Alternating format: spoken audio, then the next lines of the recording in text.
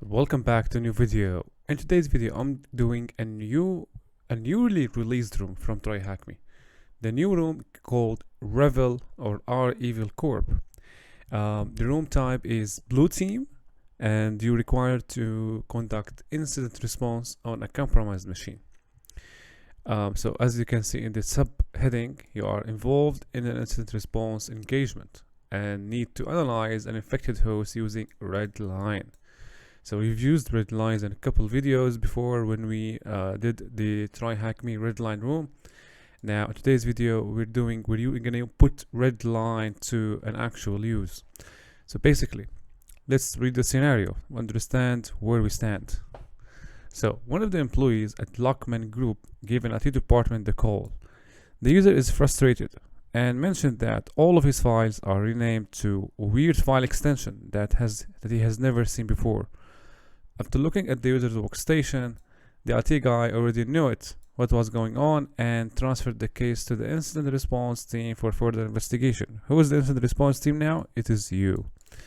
So you can deploy the machine, click on the split view and access the machine. And directly start answering the question. So by answering the questions, you will understand what happened and what was the objective of this scenario. All right, let's start with the first question.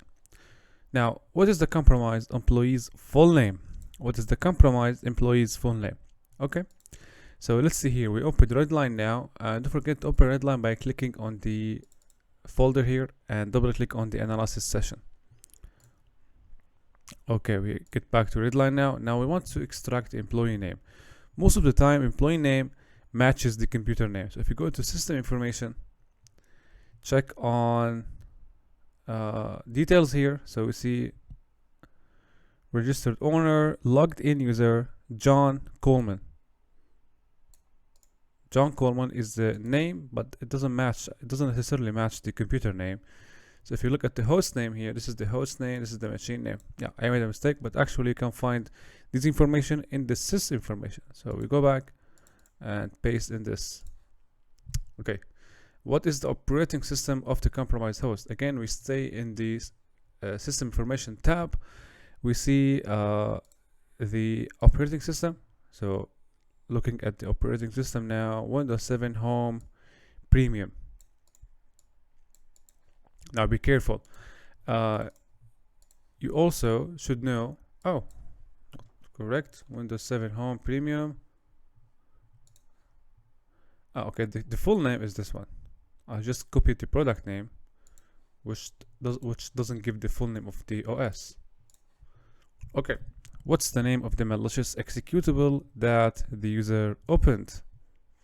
So the user opened a malicious executable. We're starting with the very first event at the chain of events. The very first event that led to the compromise of scores, a user took a wrong action.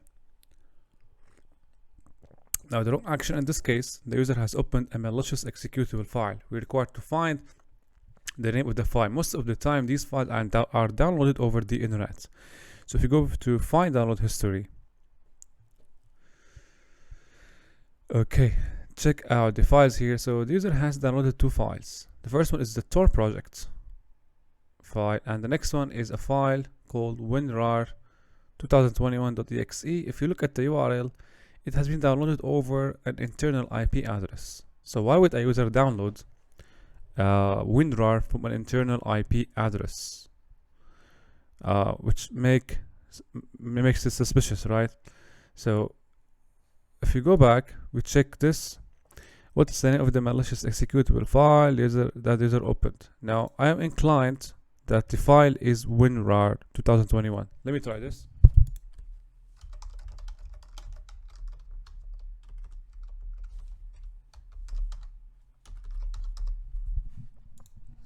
And it is correct. Yes, you would download WinRAR from its official source.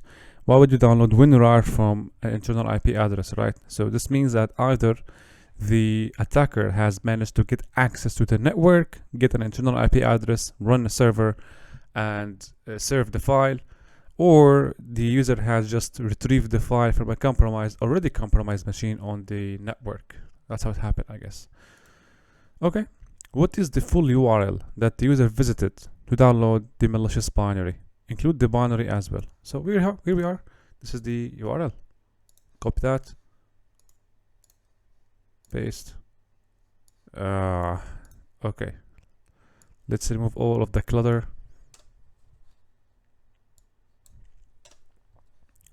See that correct? Correct. What is the MD5 hash of the binary? Okay then. So let's check out other columns. On the right, we must have this information. Nope, we don't have it. Okay then. So let's right click on that. Or double click on the record. Nope. Okay. So we see information here. Let's check if there is. Okay. There's no MD5. Now, if you click on tag and comments. Okay then. So maybe we have to locate the file on the workstation. So if you go to PC documents, users, let's check on that. We are not in the compromised machine. Yeah, this is actually not the compromised machine. So let's see again. Go to file, download history. Can check the fields. How about if we check how about if we search for the file name in the disk volumes? So here, or the file system imports. Let me check the file system. So here we search for the files. Let's check. Let's uncheck desktop, uncheck downloads, check documents. Search for WinRAR.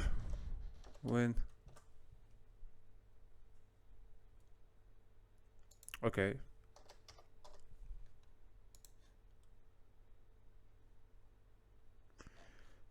All right. 2021.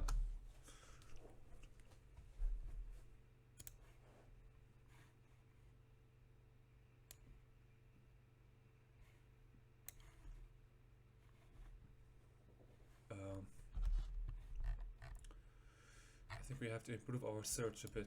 So if we look for when the exact file name was, let's go back.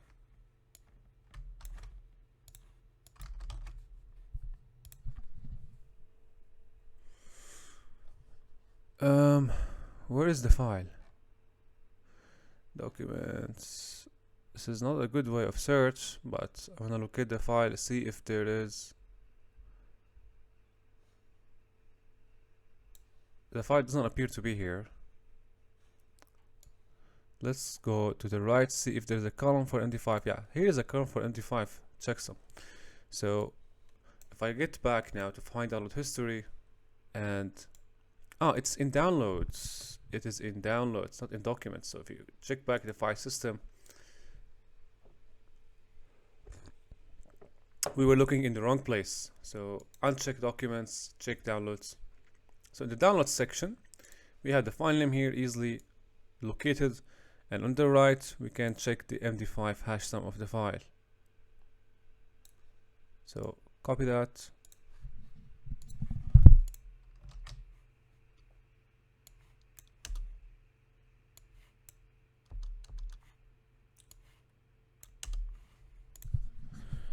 What is the size of the binary in kilobytes?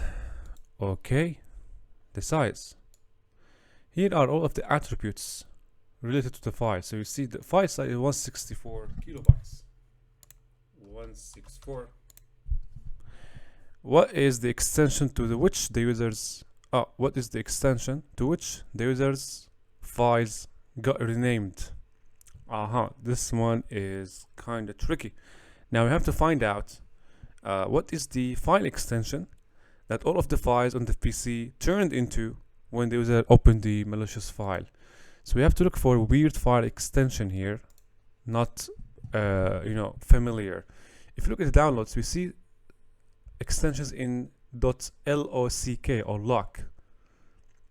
So this one, it seems that when they opened the file, this file downloaded another file called lock, and see here another one extension .lock or log, it is hidden. If we check documents and look for log,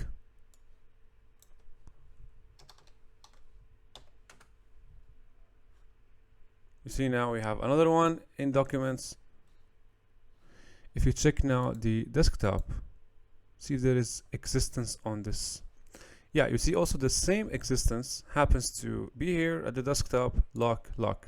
So I guess what is the extension to which the user's files got renamed? Not this one. Actually, it is asking, yeah, we have to look actually for the extension that all of the files turned into. Let me check out this. So if we check, see here, exe lock. Let me try this one. So this is the answer. Dot. You have we have dot, and we have got some. So the extension is not lock.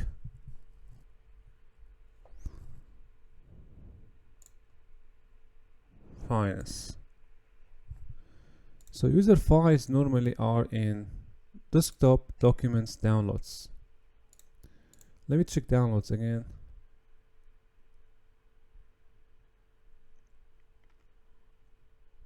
The only weird file extension I can see is this one. Documents. Yeah, all of the other extensions seem normal. Why wouldn't be that the answer? Desktop. Let's check up data. Local. The temp directory. In temp, you get some insights sometimes. Let me try something. If I go back now to desktop, let's say, and copy that extension here.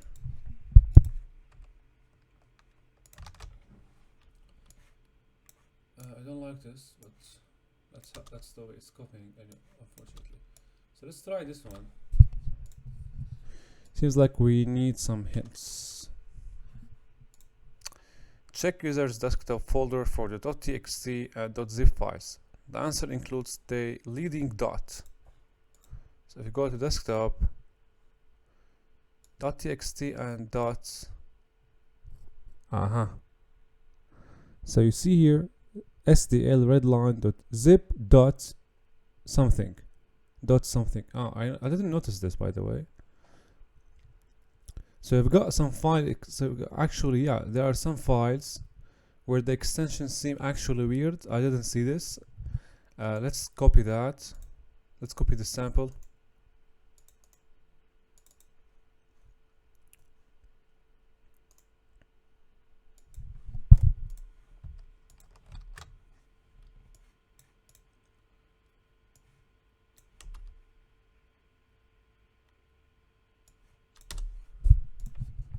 Now it's correct. I confused this with the .lock, but you know, I didn't notice that there was a weird extension here. It was appearing as zip, right? I didn't notice that. All right. So next question is, what is the number of files that got renamed and changed to that extension? So this question requires us to find the files, the number of files. It's kind of a statistical question, right? So maybe we can find the answer for that in the timeline section of Redline. In the timeline section, we can filter for the files that have changed and modify, and we can specify the filters. So if we check the timeline here, volumes, timeline. All right, here we filter by the date, by the way. It's very useful if you want to filter for the files that have changed, modified, or accessed according to the timing criteria.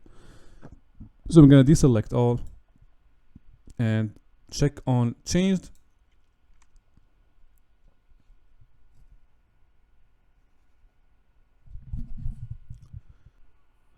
So after we checked now the modified and it changed, we can now start searching with the extension. So we paste this and I click on search. or as you can see we have 106 matches found, but actually you want only the file extensions. So we type dot, nope, not like that.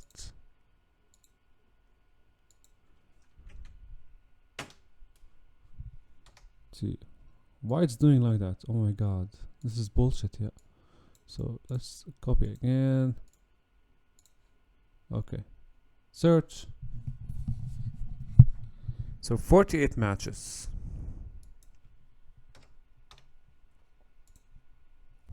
Alright, we head back, or we head to the next question now. What is the full path to the wallpaper that got changed by an attacker, including the image name?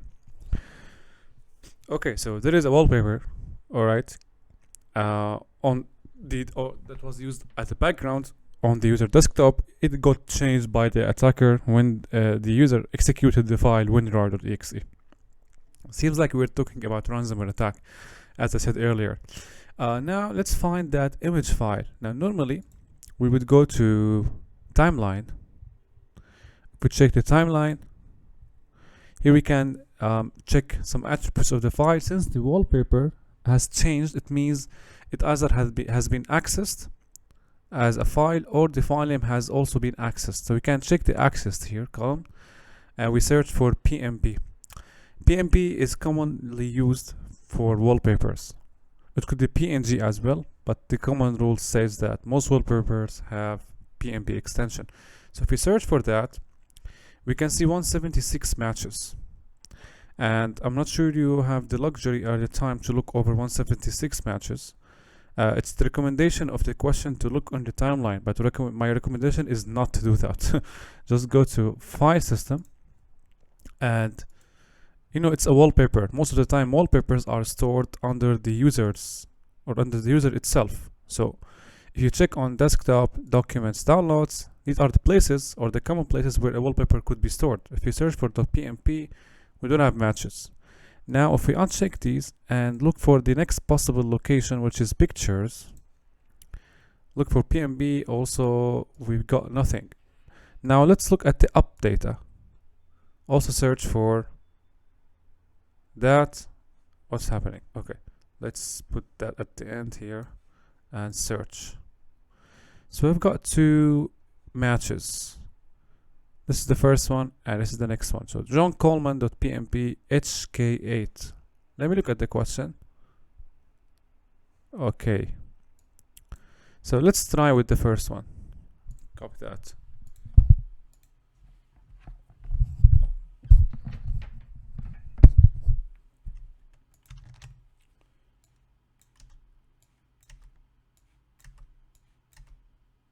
Okay, so we start from here. See if this works. It is wrong. Oh, this one. Remove this one. Answer. Oh, it is correct. So that is the answer for this question. Okay, next one. The attacker left a note for the user on the desktop. Provide the name of the note with the extension. So now it's very clear, right? We have to look at the desktop.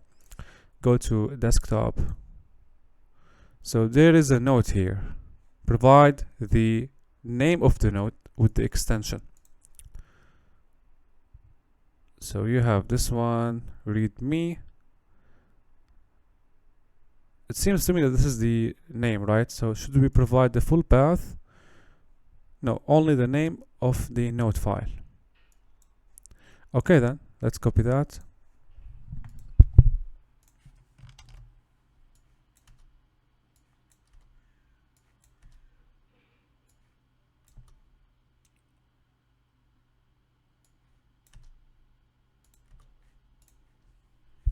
Okay, the attacker created a folder, links for United States, under C users John Coleman favorites, and left a file there. Provide the name of the file.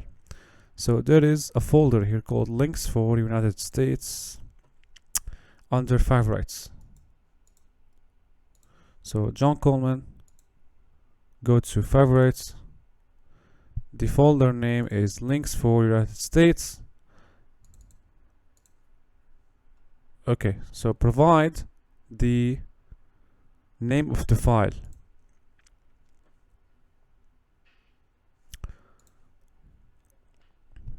All right. So under links for United States, we have usa.government.url.extension, and we have another one, seems to be a node file. Another one. Okay, so we have three files under links for United States. Which one is the correct one? Let's look at the hint. The file name includes a Spanish term. Gobrino, this is the file name, I guess.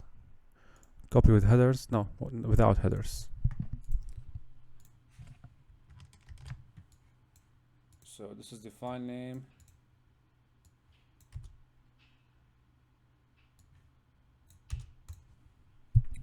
There is a hidden file that was created on the user's desktop that has 0 byte. Provide the name of the hidden file. Now we go back to desktop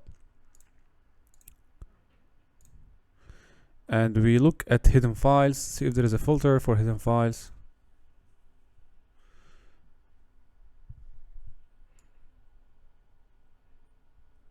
File name, attributes. Well, let's look over the columns. So attributes, check the attributes or cancel the search, the one here. Go on all fields, check the attributes. Where is the attributes? Okay, and here we type hidden.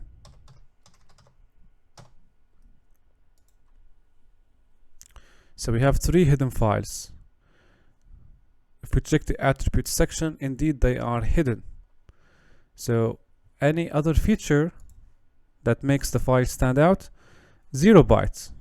Okay, so let's look at the sizes. We have here 0 and we have 2 files with 0 bytes. Which one is the correct one? One under desktop and one under finance. So it's of course one of them. I think without the file path we got the same file name. So let's provide the name, only the name.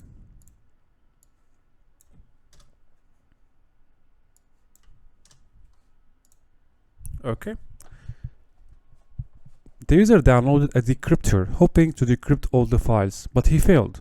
Provide the MD5 hash of the decryptor. So let's go now to file download history. Let's see here, what do we have? Tor browser. So the decryptor was not logged under the download history. Let's go check the common place where downloads get stored. So go to file system, and again we check on, let's remove this one. So under desktop, here it is, decryptor.exe. Provide the file name, provide the MD5 hash of this file. Let's look over the MD5 here, if there is MD5. So there is MD5. Check it out. Yeah, here's MD5.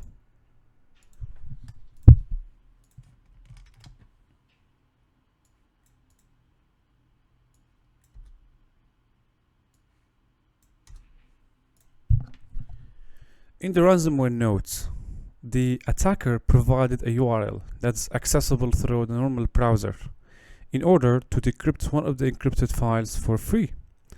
The user attempted to visit it, provide the full URL path. So again, we look at the browser URL history. And yeah, we've got a lot of entries here. We can't just go over all of them. Now, let's see here. See if there is something else we can use. Accessible through the normal browser in order to decrypt one of the encrypted files for free. Okay, here it's saying ransomware note. Let's look over the notes again. File system. The note was located at the desktop. So this is the note. Anyway, to see the details of the note, show details.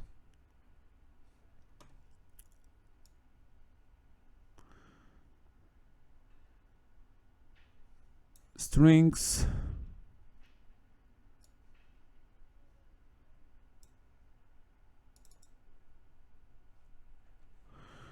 No strings. Okay, we go back. Resource data registry tag and comments. So we can't locate the content of the file. Imports, nope, nothing else.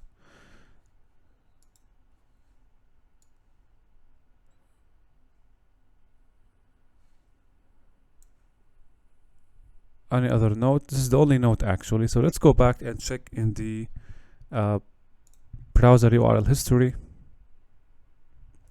And here is, we have to find that URL. So let me search for decrypt. Let me search for this word. If we can something about this. Oh, so as you can see, we have URL logged http decryptor.top, and we have here some 3 matches found. This is the first match. The next one is the same, and the third is the same, favicon ICO. So most probably this is the URL that the user has visited in order to decrypt or use a sample decryptor tool.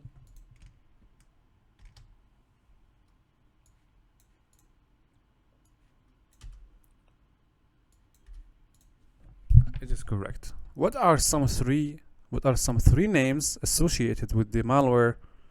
Oh my god, this seems to be hard. What are some 3 names associated with the malware which infected this host?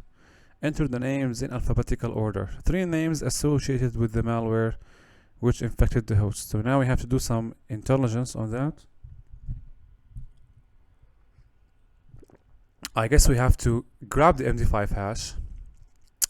Where is MD5 hash? And look in virus total.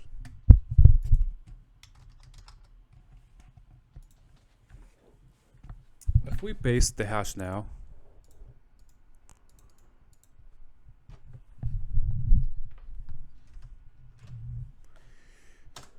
search, oh my god, 62 records or 62 hits. Community. So 3 file names. Let's see here. Rule. These are their rules. Sodinokibi. Sandbox analysis says the classification, malware configured domains, the threat name. This is one. Sodinokibi are evil. Let's look at the answer formula here. 1, 2, 3. So that's the first one. Let's see other reports. Also Sodinokibi. This is the common name, as you can see, Sodinokibi.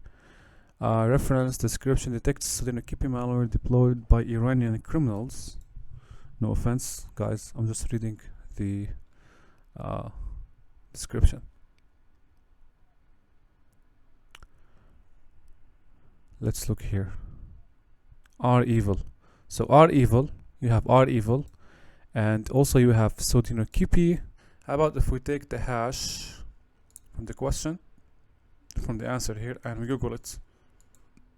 See if Google has anything for us. Alright, Alien Vault, and you run. Okay, here is the demonstration about how the file behaves. Okay, so the file name here is Sodin4. Okay, so I think we've got the 3 names now. The first one, Sodin4, R evil, and the last one is the original name or the common name.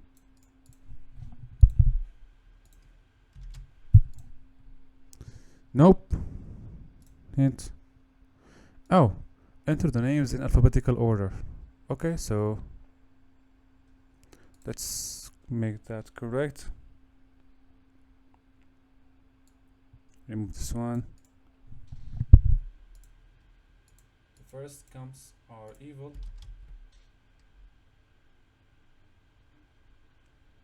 Like that. And now it worked. So that was the room, guys. So one last note before I just close the video is that, as you can see here, all of the data that we have analyzed in this session is the data that has been collected by an incident responder. So you have not only to be able to analyze the data here, you also have to collect it. So Redline we explained in the in previous videos how to use Redline to collect data from a host.